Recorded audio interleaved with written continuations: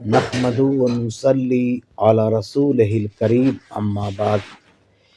قاسم نانوتوی صاحب اپنی کتاب تحذیر الناس میں لکھتے ہیں کہ انبیاء علیہم السلام صرف علم میں ہی امت سے ممتاز ہوتے ہیں، عمل میں بسا اوقات امت نبی سے بظاہر مساوی ہو جاتی ہے، بلکہ بڑھ بھی جاتی ہے۔ یہ عقیدہ مسلک دیوبند کا انہوں نے قلم بند کیا ہے۔ مسلک دیوبند کے نزدیک انبیاء علیہم السلام کی افضلیت صرف معاذ اللہ علم کے اعتبار سے ہے، نہ کہ عمل۔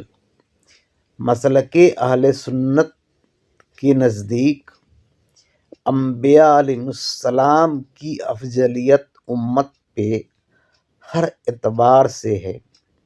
امت کبھی بھی ظاہری یا باطنی طور پہ عمل یا کسی بھی اعتبار سے نبی کے مساوی نہیں ہو سکتی ہے، بڑھنا تو ناممکن ہے۔ یہی فرق دیوبندی اور سنی کے عقائد میں ہے۔